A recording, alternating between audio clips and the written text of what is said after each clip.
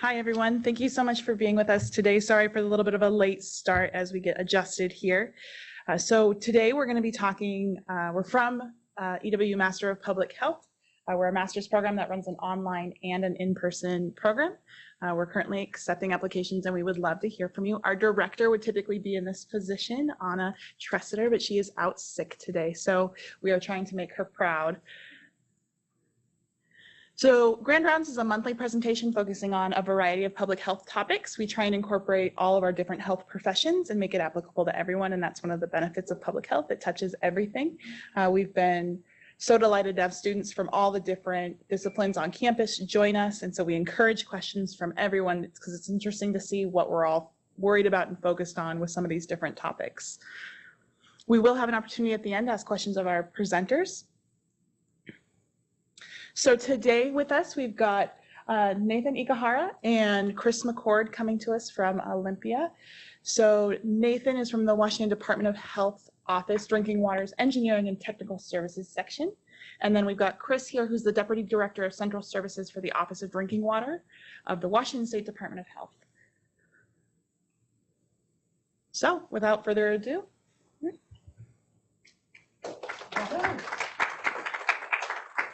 That's awesome. I haven't even done anything yet.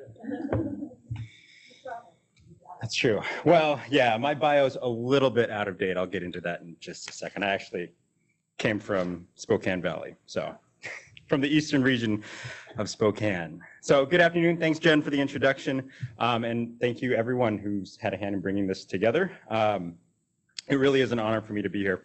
One thing that I did fail to mention in my bio that was short and to the point there. Prior to studying engineering and environmental sciences over at Gonzaga University, I was actually a nurse in the Army for just shy of 5 years. So to say that I get to talk today about water and public health, it triggers all of my nerd buttons. So I will try and remain calm as I'm talking about this, but no promises. Okay.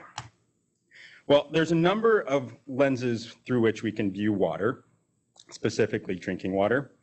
It's science, water's economics, it's transportation, it's entertainment, it's politics, and as we're going to see today, it's public health as well. The title of my presentation is The Value of Water, a Historic Perspective. So my goal is to provide you all with some historical context as to what goes into, well, I was planning on bringing up this nice prop. There's going to be a bottle of water. What goes into this bottle? But before I get started, there's a few people I should thank. John Hendren is an engineer for a consulting firm who first gave a presentation about the history of drinking water that I attended a long time ago. And it really got my gears going as to thinking, oh man, there's a lot that goes into what we do.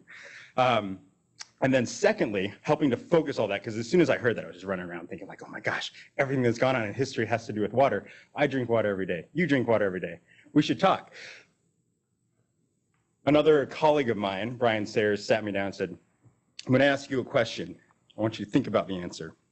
And that question and the subsequent answers really helped to clarify both this presentation and really most of the work that I do, that my colleagues do, that the people that we work with on a regular basis do. What is that question? What do public water systems sell? It's not a trick question, but it is a tricky question. If your answer is water, then aside from your firm grasp of the obvious, you have done two things correct today. You have chosen to not major in marketing, and you've attended this presentation. So, get ready. I'm about to try and fit all of human history into the next 25 or so minutes to answer this question. So every year, the Office of Drinking Water participates in a campaign called Imagine a Day Without Water. The idea is to raise awareness of all the different ways that we depend on water every day. Just imagine a day without water. Go ahead. Perhaps you're picturing the Sahara Desert. Perhaps you're picturing an ill-advised camping trip that maybe you took last summer. Maybe you're just picturing last Friday night. I don't know. But drinking water is more than just about the water that we drink or forgot to drink, right? It's a day without showers, A day without laundry. Okay, maybe you're still thinking about last Friday night. All right, but think about it. No beer, no hand washing at your favorite restaurant, no coffee, no firefighting capabilities, no crops as we know them today. Maybe now you're beginning to get the picture. Obviously, we can't live without water. It's essential. Now, we could probably spend the rest of this presentation talking about how water is essential to us, how we need it to thrive, and it'd be very scientific, and I would geek out the entire time, and we'd talk molecular stuff, and it would be really exciting, but we're talking about history today, which is exciting in and of its own right. So let's dive in there. What do public water systems sell? Maybe an easier way of getting at this question is, how do public water systems add value to the water that they charge for? I mean, after all, right, I think I can see the bridge almost from here. Less than a few hundred feet away, there's millions and billions of gallons of free water just flowing by. So why do you pay a water bill? Yes, yes, and more. So let's hop in the Wayback Machine and get started answering that question. I have a timeline. These are helpful. In the area before 700 BCE, hopefully you can all read this. Thank you to our wonderful people in communications for making sure my slides are legible. I appreciate you a lot. If we go back in time, I'm going to call this the age of buckets, where what you see is what you get. Literally, what I can grab is what I can drink. All right.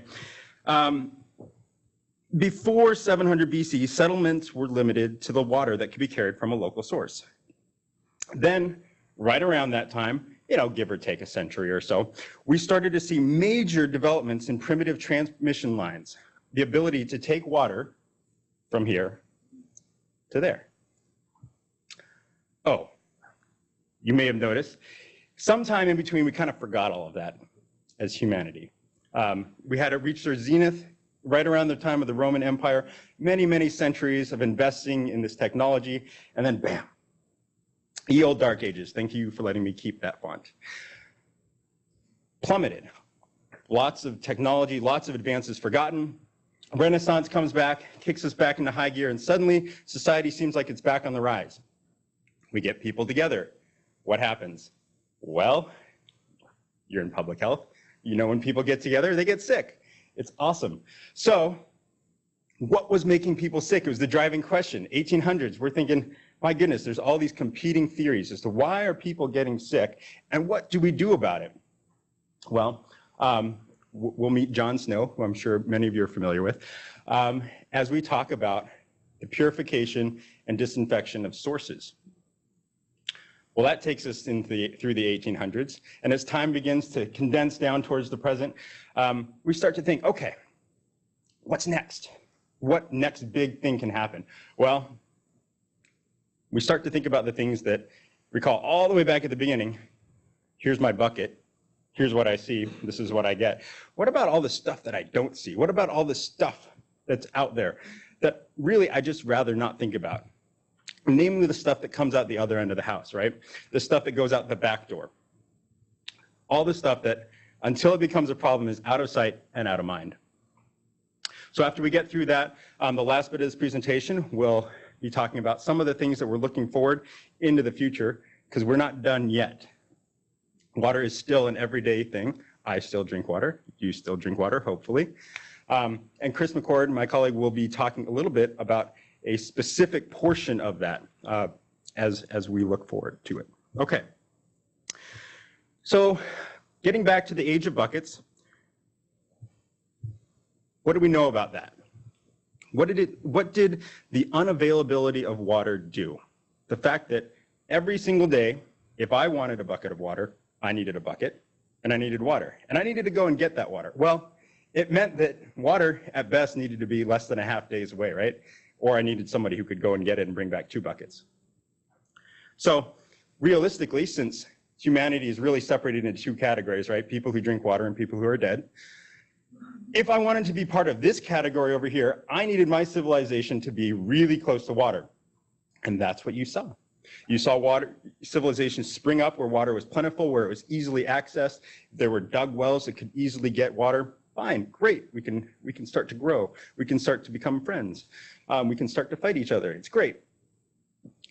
Those civilizations, no matter how plentiful the original source was, at most, even with massive rivers coming through, even with plentiful groundwater, capped out at about 100,000 people. Not small by any means, but certainly not what you would see in any kind of modern civilization, and not what would come later. And what was one of the limiting factors? One of the main drivers was the availability of water.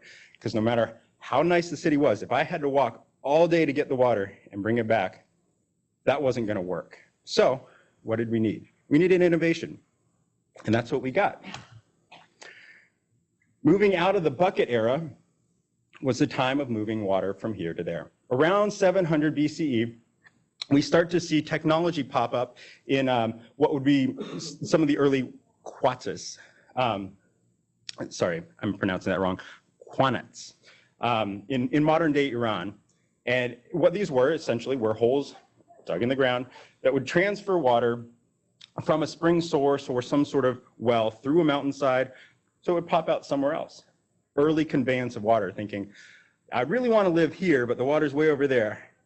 Let me build a tunnel, more than for just people walking through. So how extensive were these? Because I mean, it's great. If I have a bowl here and I want to hear it, I can make it go a couple feet. Well, some of these early quanets were up to 12 miles long, the longest one on record. So these were the precursors to what would come later. We started seeing these transmission lines. We started seeing cisterns for collecting rainwater. Starting to think more than, what do I need for today? Thinking, how do I make it enough for tomorrow? Well, all of this came to a head with the rise of the Roman civilization. The Greeks had a big hand in it. Mesopotamia experimented with canals to divert some irrigation water and such, but nothing on the scale of the Roman Empire. They had a lot of time to perfect it. From the rise and fall, over 500 years worth of engineering went into the great Roman aqueducts. Probably what you picture when you think of Roman waterways, right? These giant raised structures that would convey water for miles and miles and miles. By the end of the Roman Empire, there were 11 separate aqueduct systems that conveyed water as far as 57 miles away to bring it in. Why? Because Romans were thirsty and they really liked to play in water. There's accounts of the Roman Colosseum getting flooded so that they could reenact naval battles. I mean, there was so much water they could literally just waste it playing. Not unlike my kids running through a sprinkler at home. So the aqueducts were there to facilitate bringing water in, and not only bringing water in, but how are you going to deliver it? It's not enough to just have a big pool, because then you've essentially created the same problem. The Tigris River flowed through Rome. It was easy to get to the Tigris River, but as Rome expanded at its height, close to 500,000 people living there, people needed to get to the water. So what happened? They created an entire network of distribution. So the water that came in wasn't just filling some central spot. There was actually, let me make sure I read this so that I can say it correctly, the Castellum Divisorium. Fancy name for big tall tower, many holes in it, or many walls in it. And what this would do is it would allow water to be prioritized, because water wouldn't always be readily available. Sometimes there was drought, not unlike today. Sometimes there was politics that got involved, not unlike today. So the water had to be divided. The initial water that would come in went to public use, and then it would go to, there were other uses for it, and then finally private uses. So there were actually three divisions of the water, as it were. All of this had to be paid for. All right, so we've gotten, great, we have water. Rome, lots of wealth. But people had the wealth. How do we get them to pay for this big, huge water system that's coming in?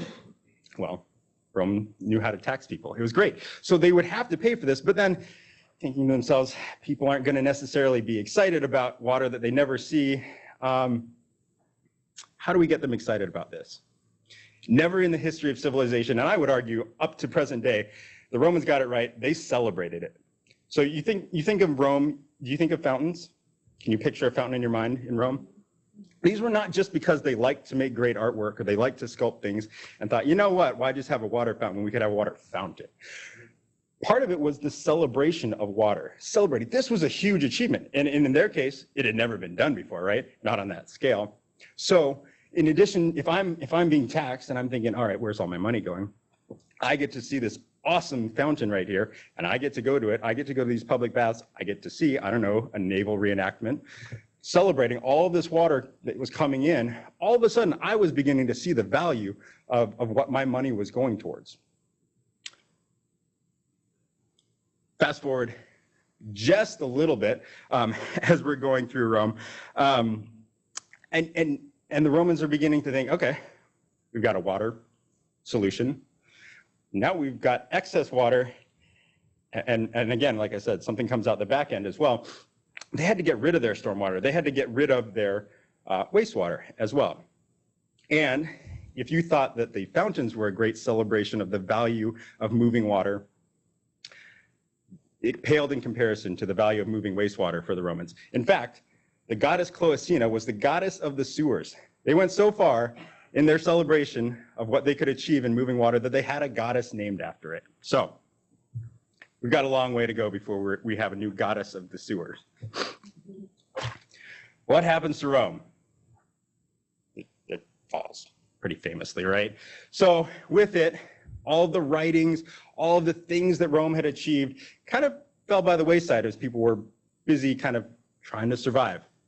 Most of the technology also fell by the wayside with it. Some of the writings, specifically writing by Vitruvius, if you watch the Lego movie, no relationship, also survived, and in fact was kept alive in monastic libraries. It was probably one of the most, obviously the Bible probably more common, but besides that, one of the most common pieces of literature, because it described how to bring water in from spring sources and bring it up into the monastic dwellings, we'll call them. Small bits and pieces of it lived on, but by and large, we had returned as humanity all the way back to bucket tech, where for the longest time after the fall of Rome, what did we see cap of population? Right at about 100,000. People couldn't bring in much more than that because they couldn't get the water in because the engineering just wasn't there. Slowly, we find ourselves coming across the Renaissance, and people are beginning to rediscover some of those old technologies, some of those old ways of bringing stuff. And by the 1800s, we have fully kind of recovered from the old, from the Dark Ages and all the losses there, and we're back. We see cities beginning to flourish again, and we see some of the same technology. Vienna with their triple-tiered fountains, so that you knew you could drink from the top one because that's where the water came in. Then you could feed your animals from the next one down because we didn't really want to share water with pigs. And then finally at the bottom, if you needed to do any kind of foot washing or stuff like that, stay down there. So they had rules for how to use the water, how to divide up and prioritize the water. And as a result, civilization was beginning to flourish one more time. So I'm going to come back to our question that's been driving the presentation. What do public water systems sell? The answer's on the board there for you. The first thing that was developed, the first value added to public water was the fact that it's available. Think about that the next time you've got your Brita filter and you're thinking, please drip faster. It's available. All right. We'll come back to this slide in a little bit of detail. I'm giving you time to digest it. As populations begin to flourish because of an availability of water, or I should say in part due to an availability of water, we start to see all the wonderful things that come with bringing a bunch of people into a small enclosed space. Namely, they get sick and die. What's going on in the 1800s, in that era? Any large-scale events?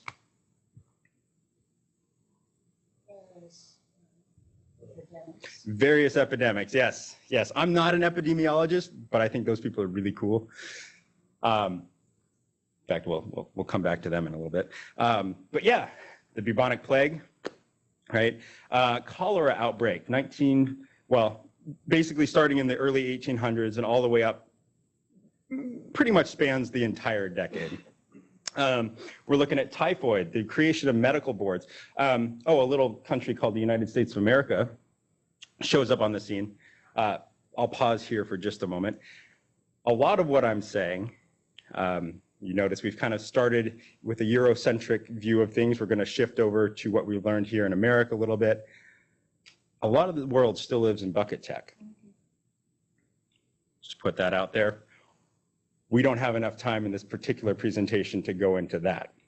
But if you have questions about that, ask Chris. All right. So what do we have? 1800s. We start to see things starting to happen, right? We have all these epidemics that are causing people to scratch their head. Okay, we have the leisure to be able to think about these things and not just, I need to make sure that I'm surviving, my family's surviving. So we have theories that have been around for a long time that are starting to compete. How do we address why people get sick? Kind of at this point, we have two major competing theories, right? We have miasma theory and we have the very, very beginning of germ theory that's coming out. Miasma theory saying it's bad air, which carries a lot of practical anecdotal evidence behind it, right? If things smell bad when you're sick, and generally if you're around things that smell bad, you're possibly going to get sick. And so the idea of associating foul odors in the air with sickness was pretty common. And the solution to cleaning up foul smelling odors in general was pretty effective at cleaning up the things that were associated with them in the first place. So better sanitation meant that it didn't stink nearly as badly. Moving pig farmers, moving tanners out of downtown also had associated benefits. And so for a long time, it looked, well, there's a lot of evidence to support miasma theory. Germ theory, on the other hand, dealt with things that we can't see. There's not the seeing, the touching to go along with that. And so it had a lot of trouble picking up traction.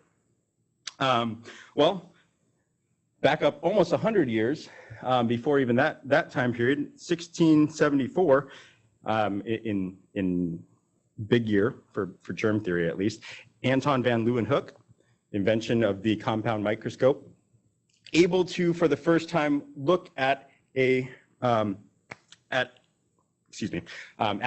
for the first time, to begin to describe that there are things that we can't see with our naked eye that are alive and possibly making us sick.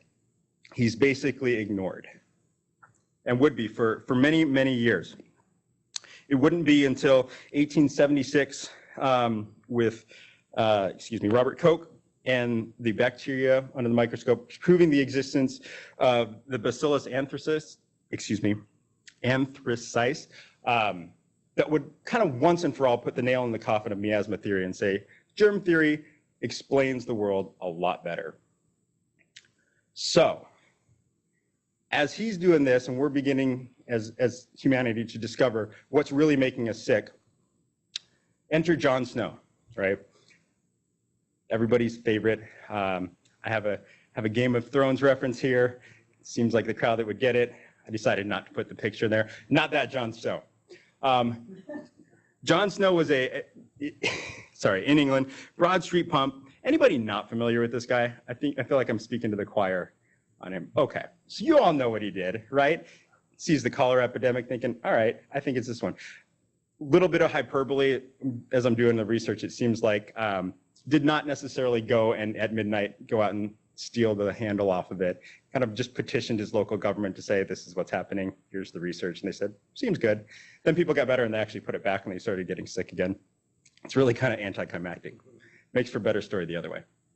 But he proved statistically that people are getting sick because of something in the water. So what do we do about that?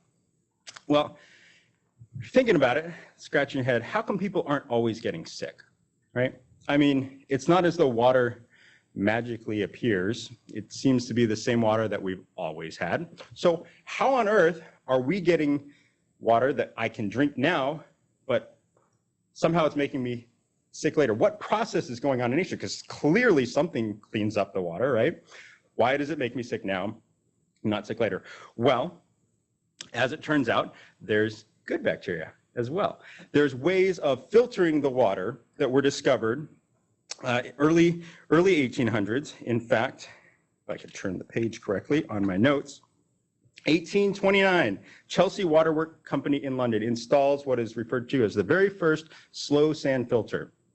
This is a marvel of engineering technology, and it's the first marriage really between public health and engineering, sanitation engineering coming to the rescue, discovering that we can essentially fast track what nature does. I know it's called a slow sand filter, but what's going on here is actually this massively created structure that are still in operation today, are still a very viable technology and used around the world, including this country, to create a biomat that the water moves through.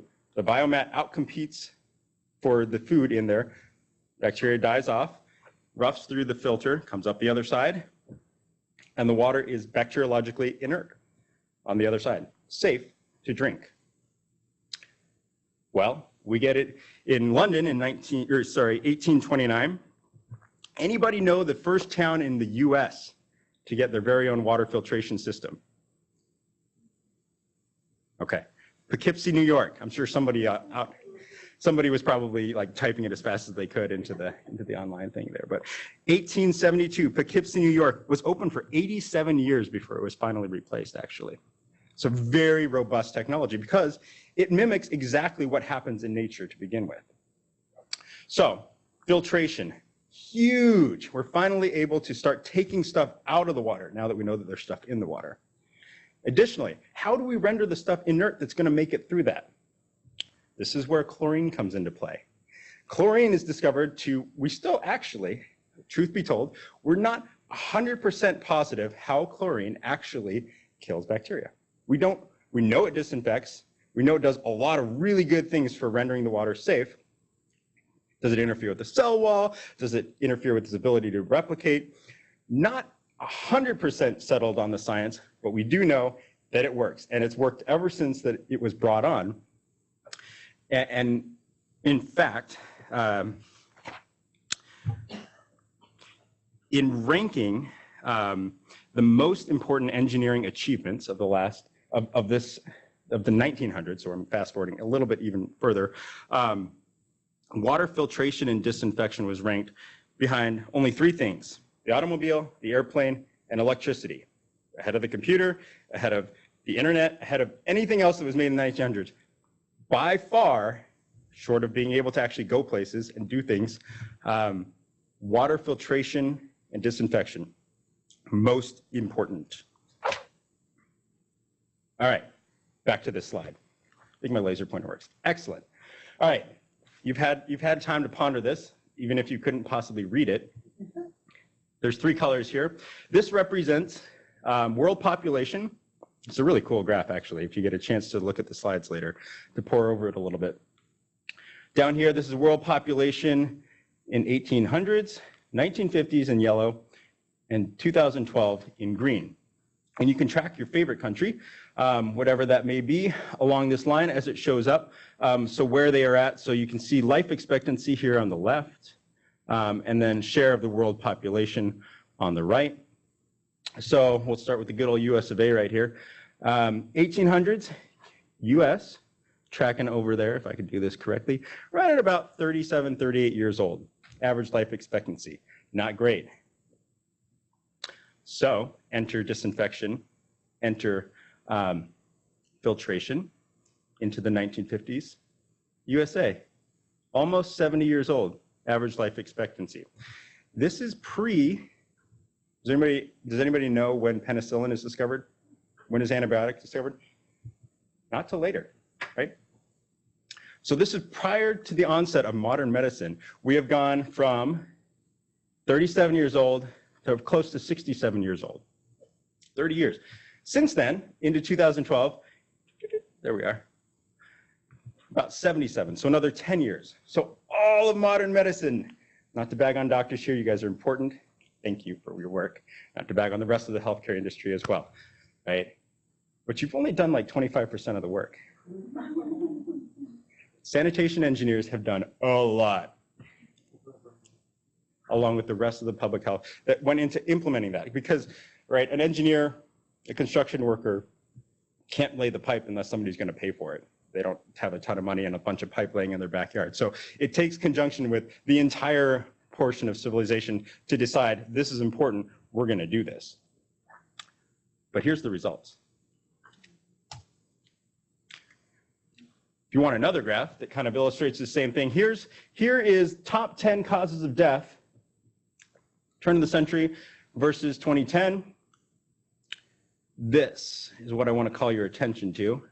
Gastrointestinal infections, broad category for things that you ate or drank that made you sick and die, right? And die very unpleasantly at that. Notice, not here. In the developed world, in the last 100 years, we have gone from one of the top 10 ways that people would die to not even making the list.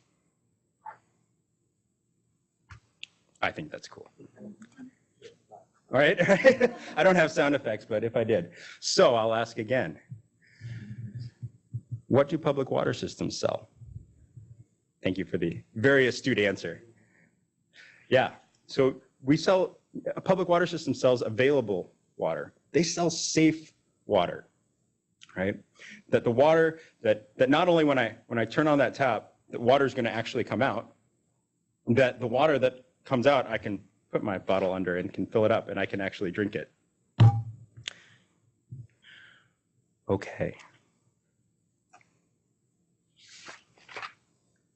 Anybody know what this picture is of? You are so correct. I try to not make it too complicated, but yes.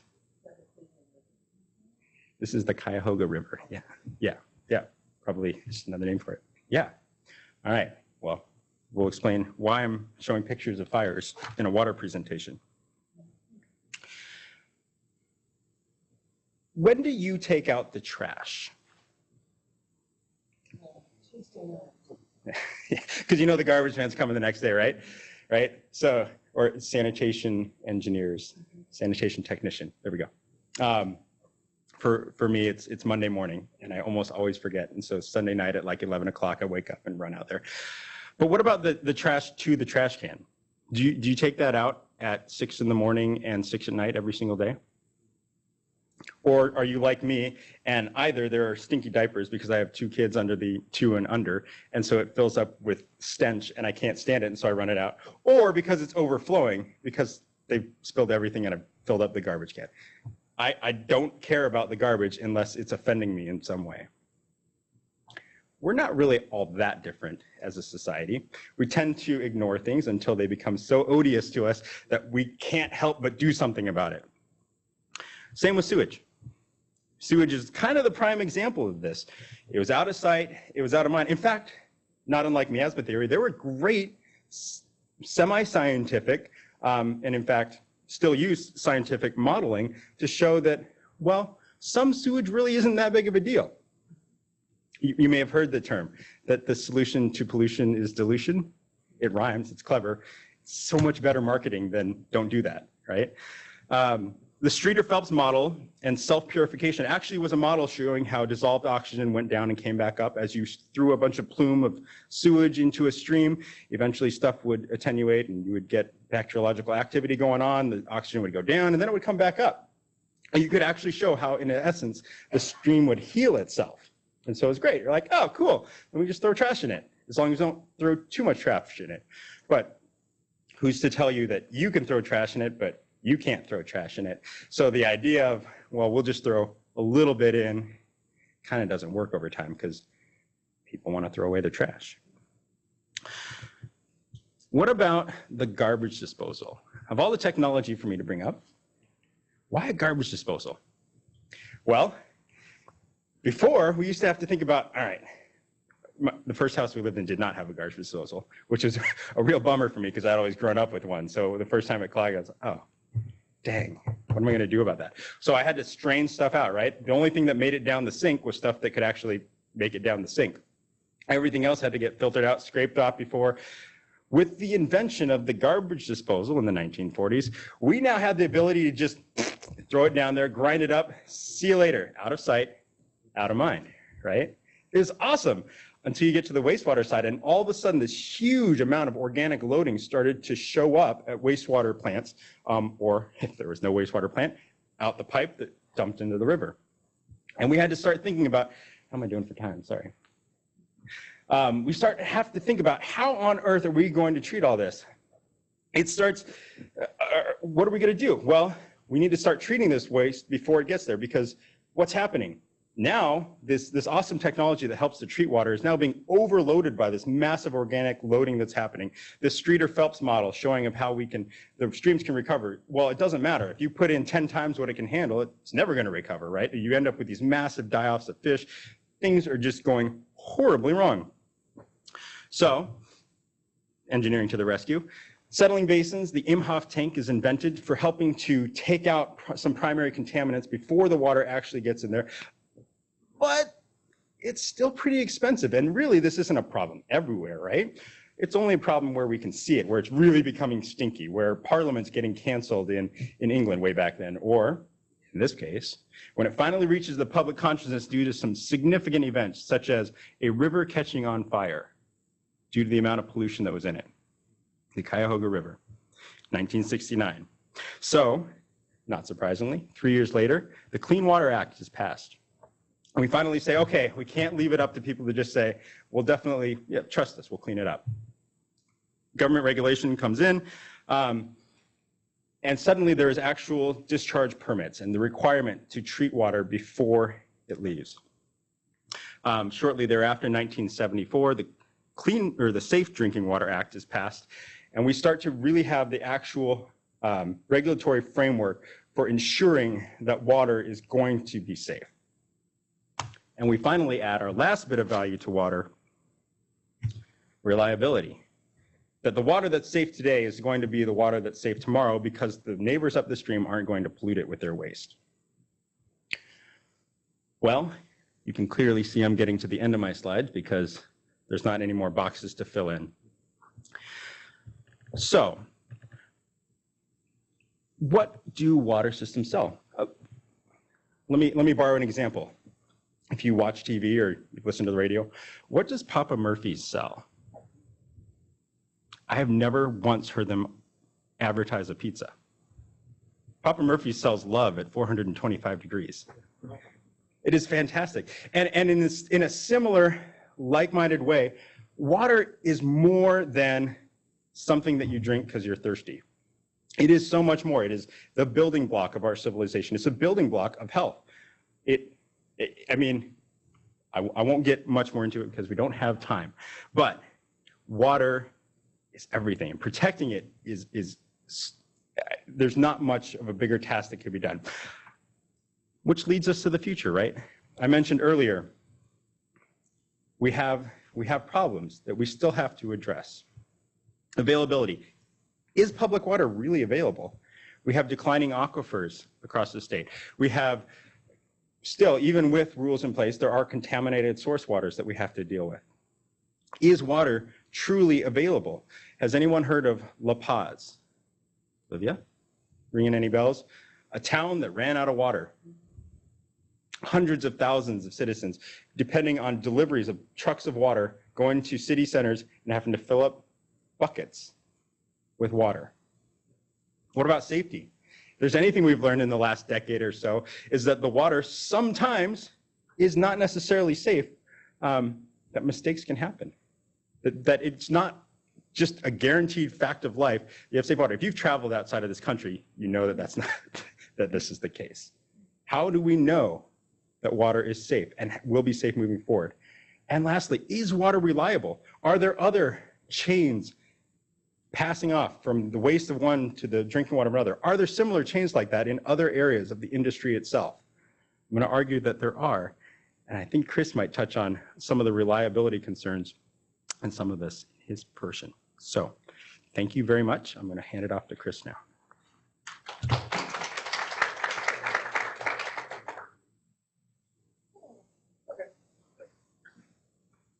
Man, I'm worn out just watching him. Nice job, kid. So, how do we do this? Just one click somewhere? Oop, not the end. Not there. Not there. Okay. Help? Over here.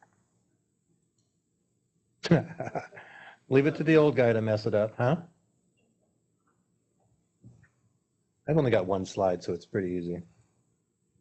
Get me to my avoidable crisis slide.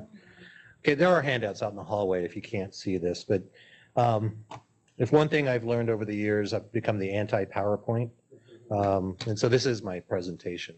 And it's just a few things that I want you to take home with you tonight or online. I want to talk a little bit about what we coined the avoidable crisis. Nathan talked about being in other countries, and I've had the privilege the past 3 years to be a part of a team that's gone over with the USAID, the Agency for International Development, to Albania to help create a program. And the time that I spent in a hotel room knowing I couldn't put that glass under the tap and be confident, and then when there were power outages and there was no water, very nice facilities, but it just kind of makes you realize how fortunate we are here in the U.S. The aspect that I want to talk about, well, first I'm going to blow his what do utilities sell. They don't sell safe and reliable water. They sell the service of providing safe and reliable water. And if Mary Howell's watching online, she's a trainer that works throughout Oregon and Washington, and I took that from her. But she does keynote. We were down at the DoubleTree back in 2011, and she just had this room of people going, yes, we do sell safe and reliable water. No, you don't. You sell the service. And it does cost, right? So we have to consider what we're willing to pay for that privilege of having safe and reliable water. And there is a gap that's coming up. We call it the silver tsunami of retirement. That's not anything we coined. Some people call it the gray tsunami. But it's real. Okay, it's not just a Washington State thing, it's a national, and as I'm discovering, an international issue. In Albania, the average utility worker is 62 years old. Okay, so I'm trying to find a whole new group of people to work there, and it's the same thing here. I'll touch on the statistics of what we're facing.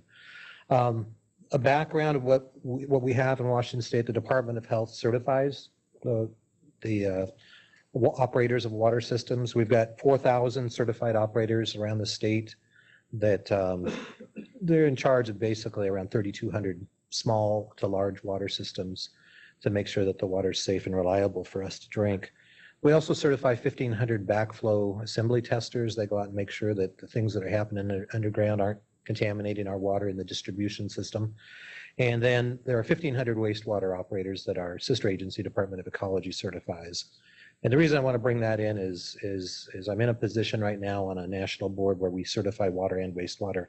That's the board that comes up with these exams. And so I just want to wave that flag. And hopefully what I get from you, if we have some time for dialogue, or as I send you home, if I can get 3 of you to want to be a water operator, that's a success today, right? And everybody here and on the line. But I want you to take this home and talk about it with your families and in your coursework. Talk about the fact that everything that Nathan outlined of how we got to safe, we've got this problem ahead of us to deal with. Our operators are a mix of both college and high school graduates. They're laborers, they're scientists, there's chemists and biologists and hydrogeologists, and they're engineers. The makeup is transitioning veterans. We've had a lot of people through the recession lose their jobs and retrain and come into the industry. And a lot of them later in their careers, and so they're at risk now. We did a survey this past summer of all 4,000. We got about a 17,000 or 17% response, which isn't too bad.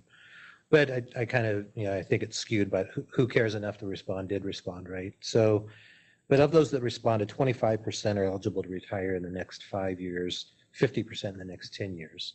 So that means at the Department of Health, we've got to figure out, work with our utilities and our associations nationally and in state to figure out how to take at least 2,000 people and move them to an area of leadership and then bring in another 2,000. That 4,000 number I mentioned in the survey, the person that put together, Bill Bernier back in our office, he took a look at some census data and some statewide data. That number has been pretty stagnant for about 15 years. And it's going to drop. And unfortunately, the population that we serve has increased by about 20% during that same time. And so statistically, there's some issues there. I'm reminded, and just to give you an example, several years ago, I was down at a conference that one of our training providers puts on, Evergreen Rural Water of Washington. I had about 75 people in a room much like this.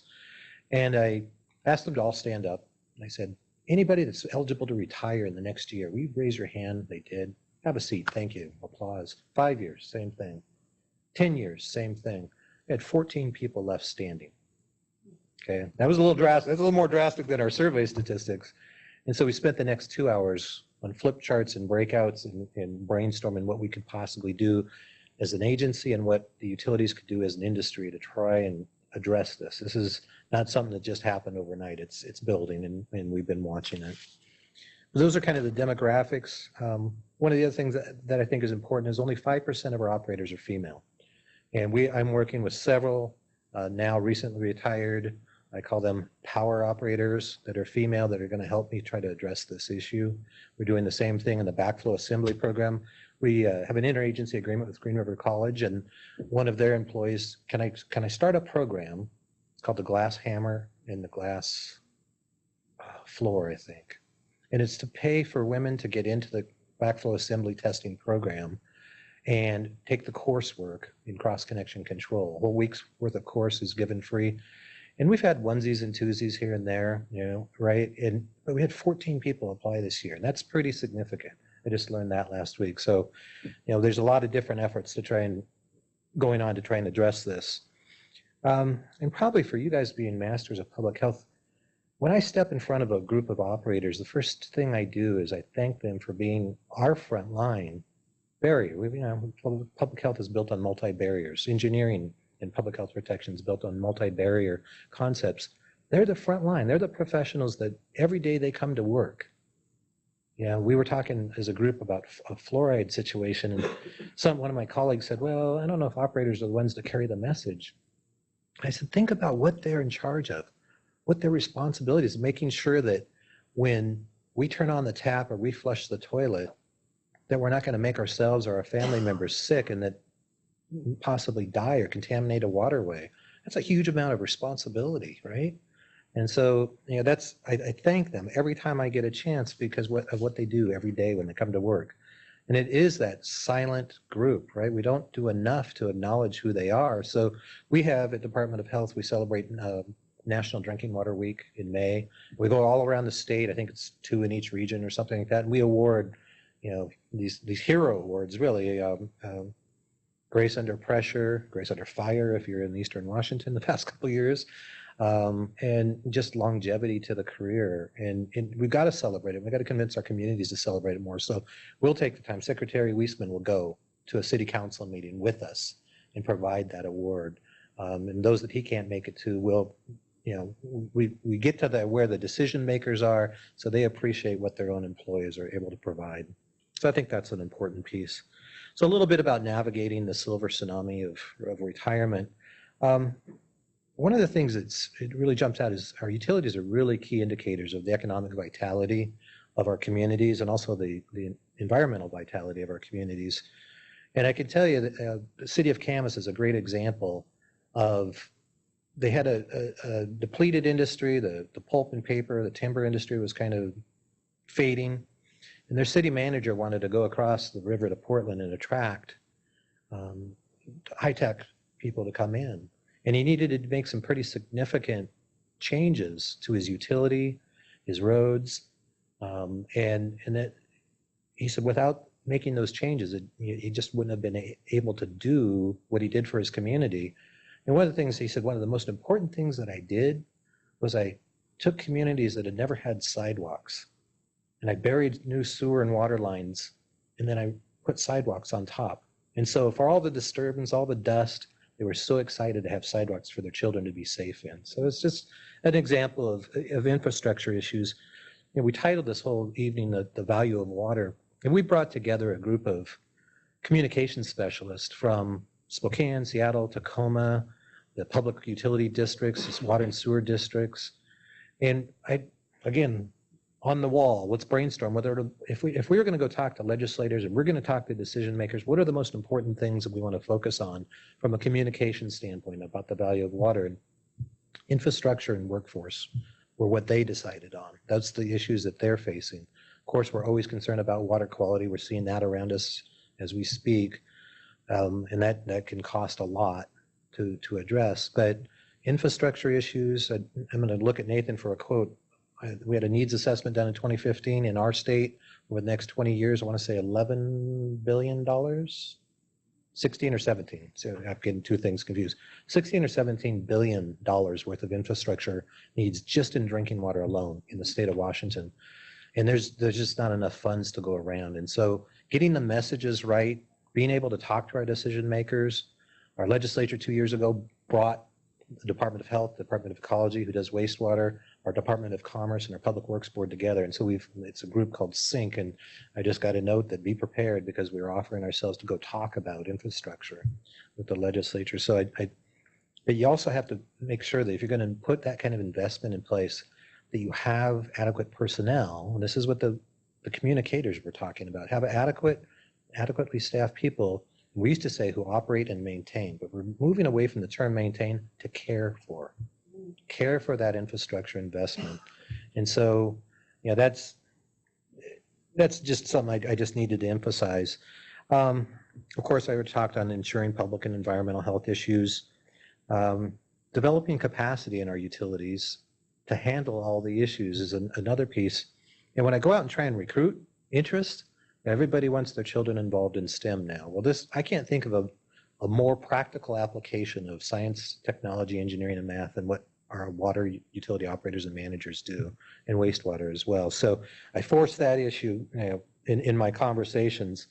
And then we also talk a lot about asset management in our communications with our utilities. Go out and know the age of your infrastructure. Know when you're going to have to replace it. Be able to budget adequately.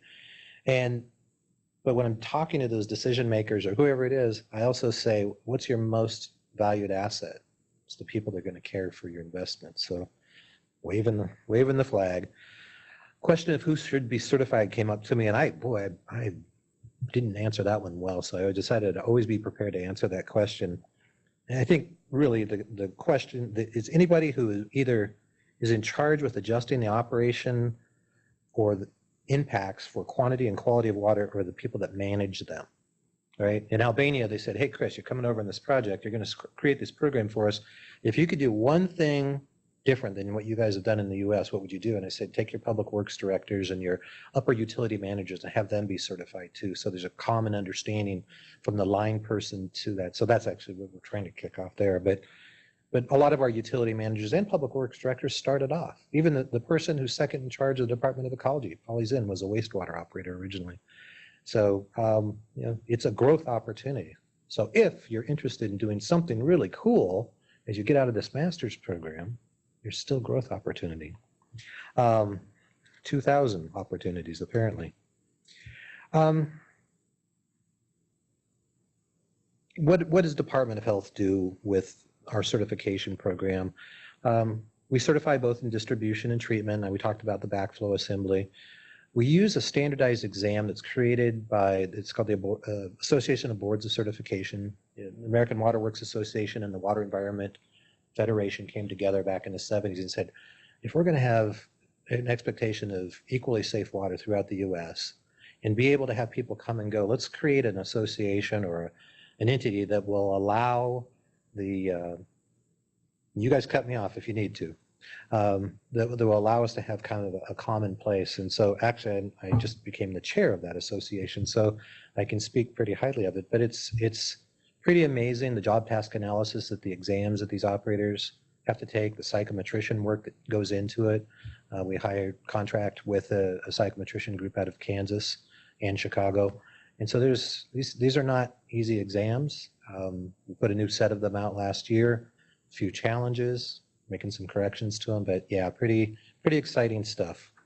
And you be my timekeeper, okay, Jennifer? All right. And we also do a lot with our trainers and technical assistance providers. We review all trainings. There's at least 407 courses on the approved list of trainings, and some of those are national online. We work a lot with the Cal State Sacramento group. There's another group called CU Plus out of Florida. And I got to see them all a couple of weeks ago. Great people who are, they've got the resources to go ahead and create some of the highest level training opportunities. And again, American Water Works Association, and then our sister agency would review the Water Environment Foundation or Federation's group work. But we make sure that there's adequate training for all of the operators. And it was a little bit farther in the slide, but I'll just touch on it now so I can skip over it later. But we also are working with utilities managers to make sure their staff are taking the right training, because there's limited resources for the training. We want to make sure that they're getting the best and the most correct training that they can.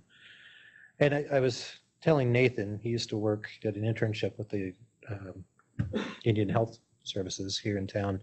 And I just had a contact from EPA just before they went on vacation. Don't get me started on that. But their water manager from Seattle, from Region 10, reached out to me and she said, Chris, we're running out of technical assistance for tribal systems. So I throw the Intertribal Council of Arizona. Brian Bennon is a colleague who, we see each other at least once a year at these ABC functions, but he teams up with some of our trainers up here and brings training and certification to our tribal systems. And we also certify tribal operators, but Brian and I are trying to create kind of a cooperative agreement in his efforts. Really good people, that whole group down there. And so I mentioned them as well as somebody that could, help out in that situation. Things that we've got going now, so kind of some nuances that we're trying to do to address the issue. We made some adjustments so we can let people like you that have an education and so maybe go get some basic training to go out and take an exam. See what it's like. Go ahead and study, take the course. I'll give you the study materials, and then you become a more viable applicant to the utilities. You've already passed the exam that's required for the particular position. We give you an in-training certification. We used to do that for the entry level, level 1, and we have 4 levels. And about 2 years ago, we adjusted that to all 4 levels because our largest cities, who have the largest population, are having a lot of trouble keeping treatment plant operators. Most of our large cities are surface water systems. And so we've expanded that. We're reaching out to students wherever we can, whether it's with the OSPI or in the community college or now here having this opportunity. And we're also challenging utilities to make that same outreach, and we're getting in front of them as much as we possibly can. Let's skip ahead a little bit and to be respectful of time and the fact that I got to catch a plane in a few hours. A lot of focus on training, technical assistance, still trying to increase that. We just recently built in some efficiencies, the online renewals for people's certificate. It's their right to work, right? It's a right to a livelihood. We're going to make it as seamless as possible to make sure they renew on time. And then just yesterday, we put the new online exam application out. We're not heavily advertising it because I'm sure it's going to have bugs. We're going to have a few people test it for us. We tested it before, but something we're doing. And then the Department of Corrections, we certify about 15 candidates. They like to refer to themselves, not inmates anymore. And so we're actually trying to create a pilot project with the facility over in Shelton to where we'll have our trainers come in. We've given them a checklist, and we're going to see if we can't create a really solid curriculum within the corrections system. This water and wastewater certification is the most sought after vocational training in the corrections system right now, because these men and women can get out, they can make a family wage, and their likelihood of reoffending is very, very low. I can't speak highly enough, and it's something we want to get off the ground. There's been a couple of health issues on their end that have kept us, but we've got a plan in place. And then also some future initiatives with our veterans. Bill Bernier, who runs the program for us, retired Navy submarine guy, and he's got a plan for a boot camp. And think about all of the facilities we have here in our state, 13, 14 military facilities. And these transitioning veterans, they've got what we want, right? We got to tell them they've got what we want and get them. The idea is an intensive 6-week boot camp. And a lot of our water managers for the Department of Defense employees usually, but they're very closely aligned with us even here at Fairchild. Joe Durasek works for us as a proctor in one of our practical exams for backflow. So I want to jump over to the audience discussion. I want time for questions. Anything you guys can think of that would help us. Anything, and you can email me. You've got my email here later if you come up with something, or any questions you have about it. So Nathan, why don't you come on up and we'll just open it up to the questions. Thank you.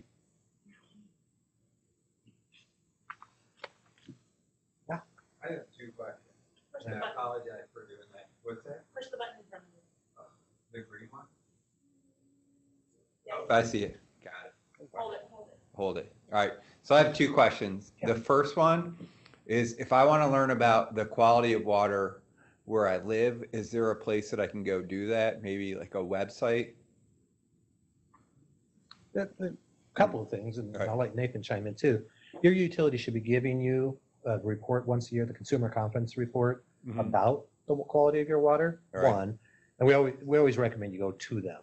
Some of the databases that our data is online. It's not the easiest one to go through. It's meant really for utilities to go through. And then EPA has some websites, but unfortunately there's a lag in data accuracy. You know, Right. you might have an event or a missed event, and you've corrected that, but it really takes 6 months for us to get the EPA data corrected. But I would recommend you reach to your utility. Yeah, I was gonna echo that same thing. The consumer confidence report, which comes out every July, By July. So it could be coming out sooner than that, but at least by then, and that has a wealth of information All right. to go through. Second question. Second question. Both of you obviously made an extremely convincing case as to why water is one of the most important sources, because without it, we don't live. So in addition to directly being involved with the water sector workforce, what are like 2 to 5 things that like just normal members of the public can do to, one, try to conserve our water, and 2, protect the quality of it? That would be a great takeaway for me to try to promote from this. Well, talk about how you handle your hazardous materials at your own house, All right. how you wash your car. I mean, that's the obvious things that we learn about, right? Mhm. Do we recycle versus dumping stuff, things like that. I wish we could get more people to take an interest in supporting their decision makers, whether you're in a homeowners association or a city with a council or a commission of some sort, because they have to make really hard decisions, right? They're up against the battle. I had a note, and I apologize for not putting it. The irony of water, it's one of the most important things, and I'll let you guys decide whether it's a basic right or a basic human need. I'll say need, right?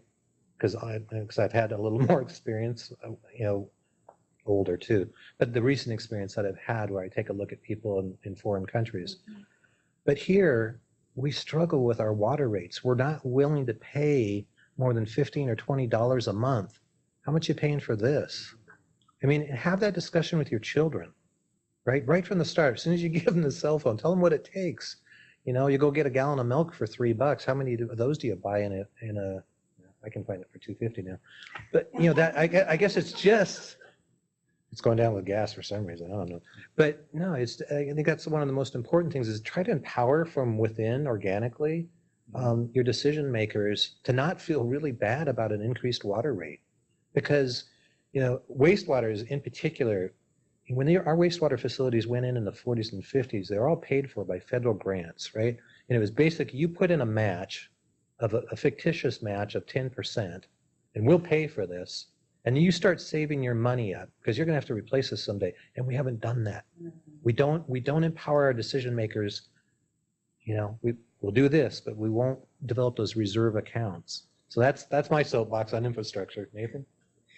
Yeah, I was going to say, getting back to one of the things I'd mentioned in mine is that we tend as a society to think of things as out of sight, out of mind. And there's nothing more out of sight and out of mind than the pipes that are running beneath the city. Until they're not, right? Until they're bursting and you have a flood going on somewhere at a really inopportune time. So shedding the light and just having conversations, I think what Chris said there, talking to your friends, talking to your colleagues, being an advocate for the value of water is huge. We'll never see, unfortunately, we'll never see public utility, the water operators in a parade because they're too busy operating the water system so that you can have water for the parade. So they won't be there next to the firefighters or the police officers, but they're every bit as important for the functioning of that city.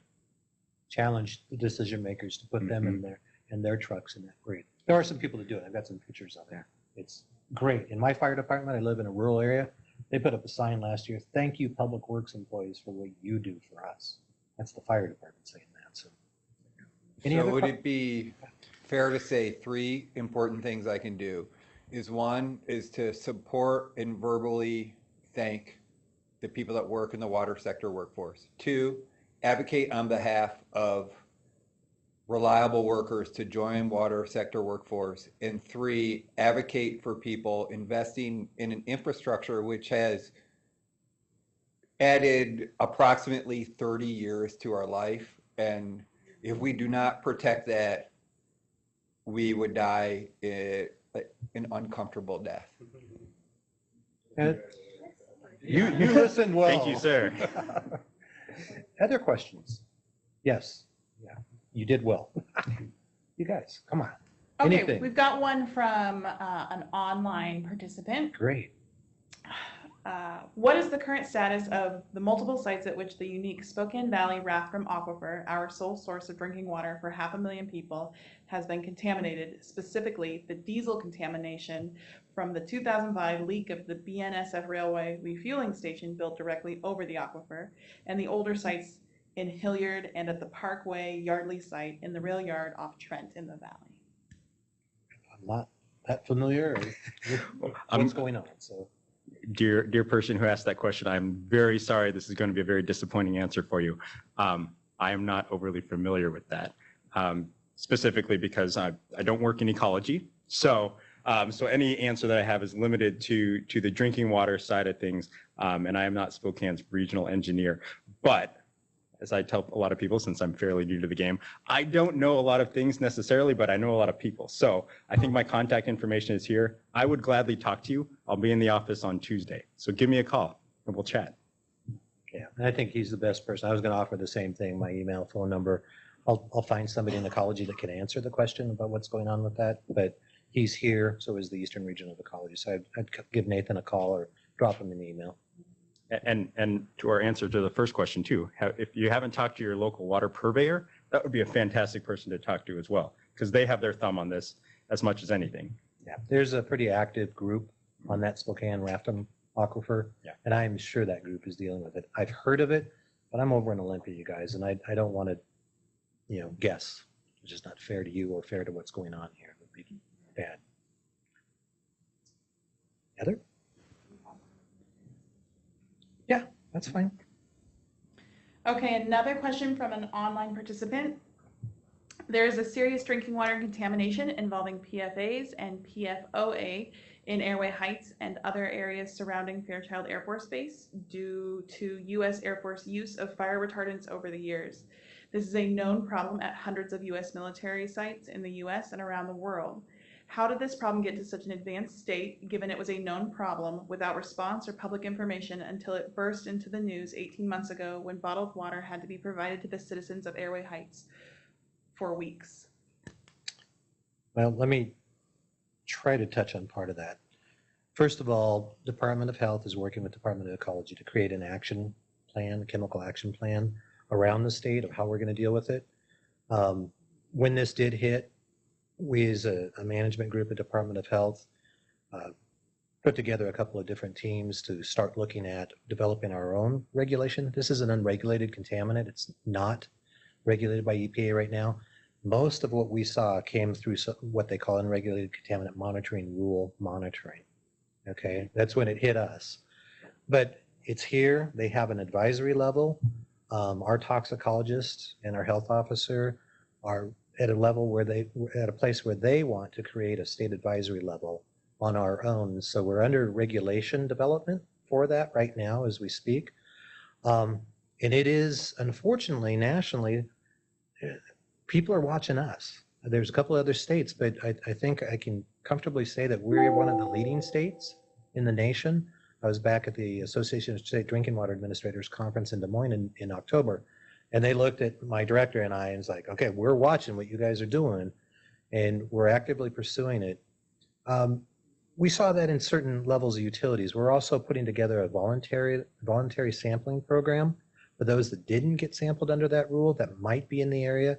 Stay tuned on that. We're having a little bit of difficulty getting our lab certified to be able to run those. It's a University of Washington Tacoma lab. But once we've got that, we've got funding that we're going to be using out of the set-asides from the Safe Drinking Water Act's Drinking Water State Revolving Fund, and we'll be putting a sampling program together using those funds. It'd be statewide, but we're concerned. We want to find out how widespread this is. We've got to quantify it, right? We've got to figure out exactly what's going on. My understanding is that there's been a permanent agreement between Spokane and Airway Heights to provide water through what was previously an emergency intertie. So I think we can feel pretty good about the quality of the water that Airway Heights is receiving now.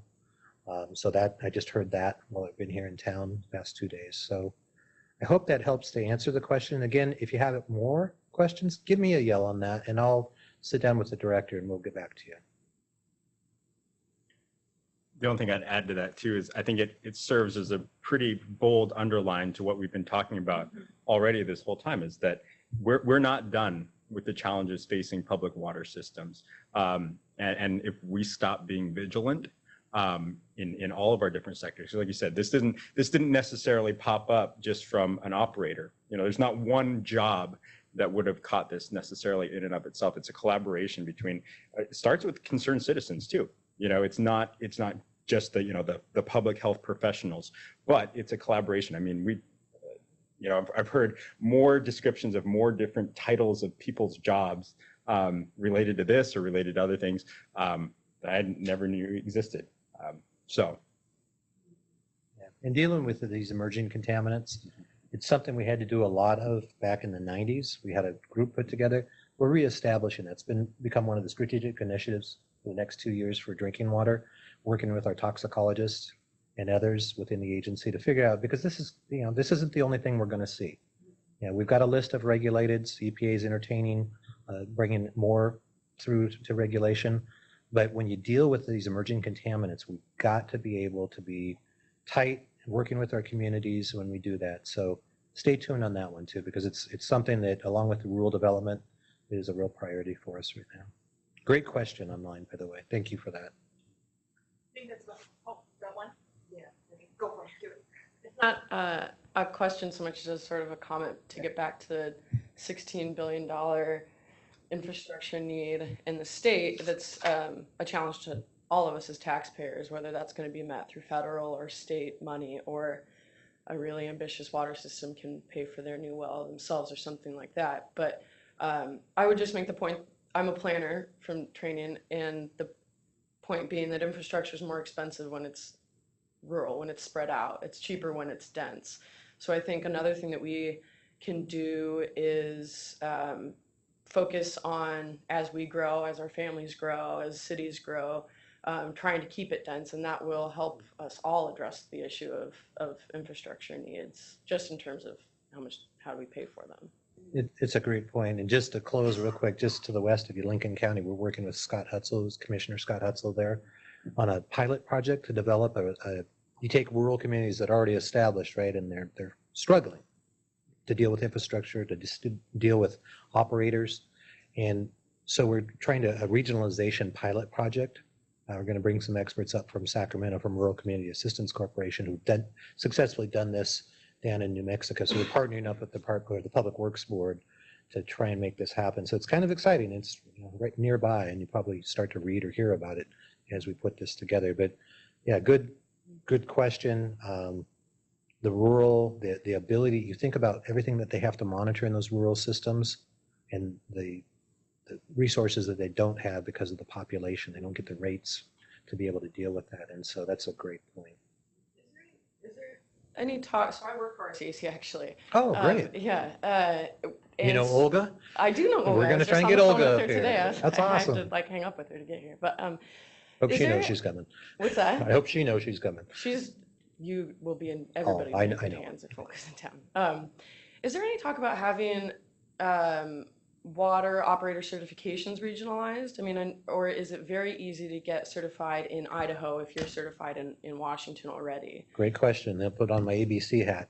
So 40 states, most of the provinces in Canada use the ABC exam. Jordan and Albania Albania will be. So it's an international thing, right? We do a lot of swapping using that exam. There was some talk in Congress last year about creating national reciprocity for certifications.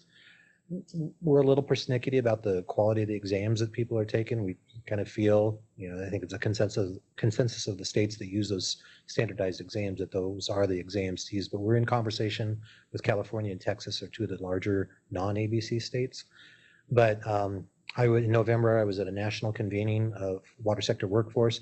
This is one of the action items that we're taking forward with EPA headquarters to try and figure out how to address this nationally with water and wastewater. So, yep, we're thinking about it.